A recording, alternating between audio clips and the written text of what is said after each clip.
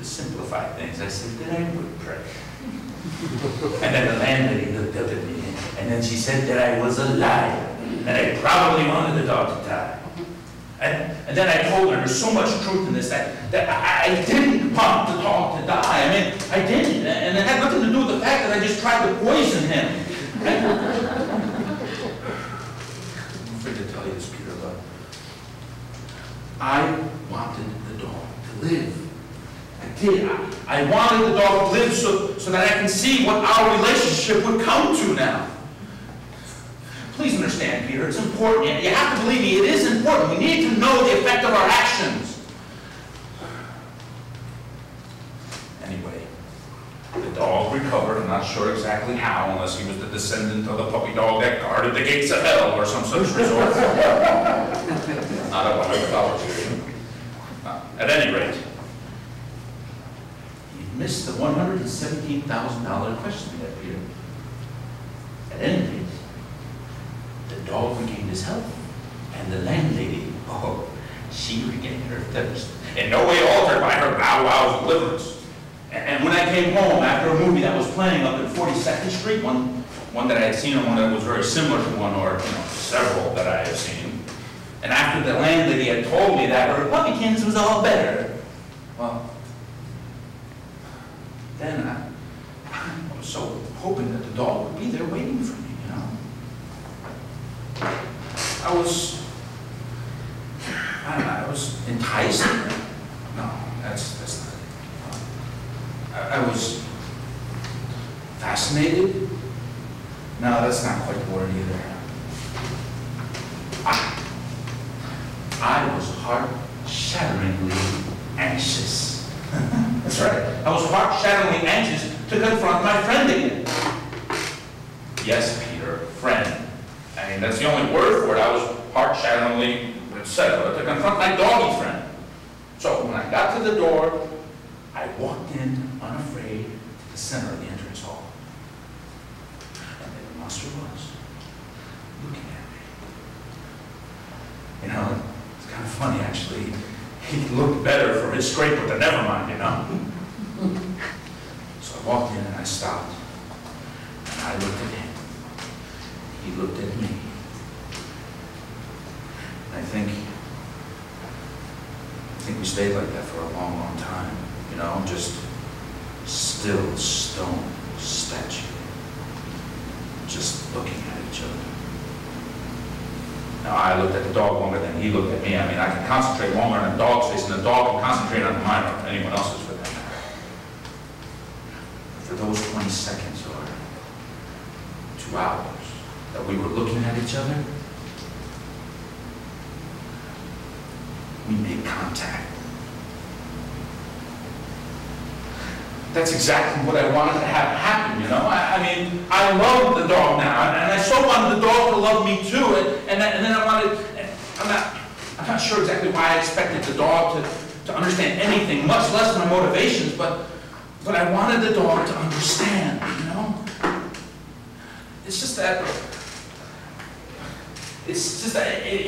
if you can't deal with people, then you have to make a start somewhere, right? I mean, somewhere.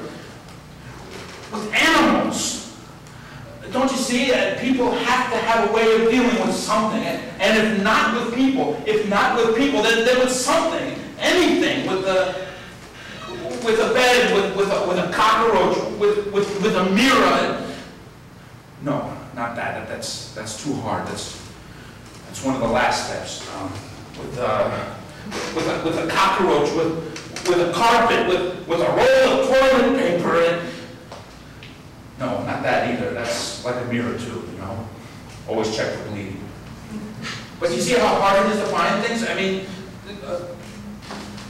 with the street corner, with all the lights and all the colors reflecting off the oily, wet streets, and with a wisp of smoke, with pornographic playing cards, with a strongbox, without a lock, with love, with vomiting, with crying, with fury that the pretty little ladies aren't pretty little ladies anymore, with making money with your body, which is an act of love, and I can prove it, with howling because you're alive, and with God.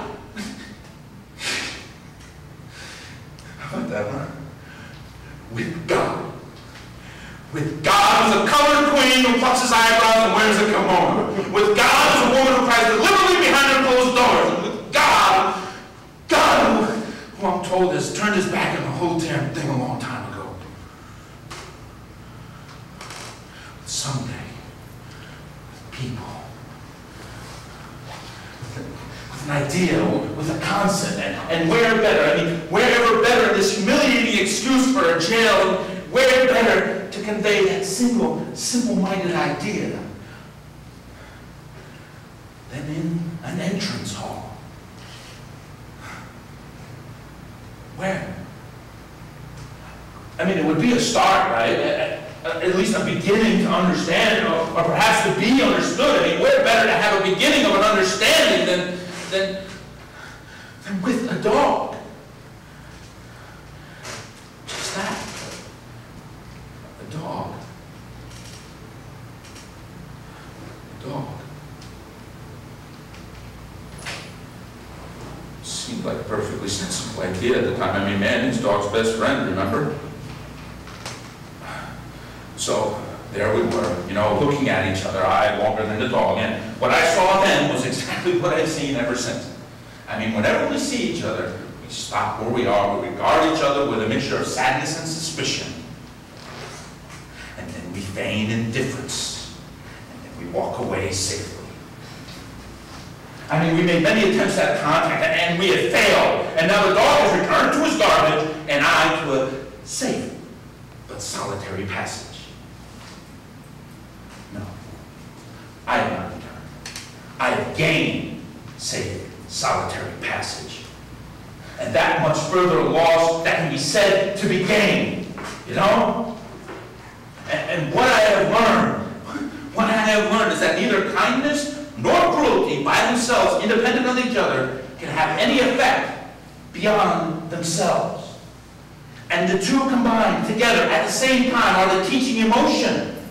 And what is gained is lost. And what has been the result here? Well, the dog and I have attained a compromise. More of a bargain, really. I mean, we neither hurt nor do we love because we don't even try to reach each other anymore. Was me feeding the dog an act of love, huh? And was the dog's attempt at biting me not an act of love? And if we can so misunderstand it, then why did we invent the word love in the first place?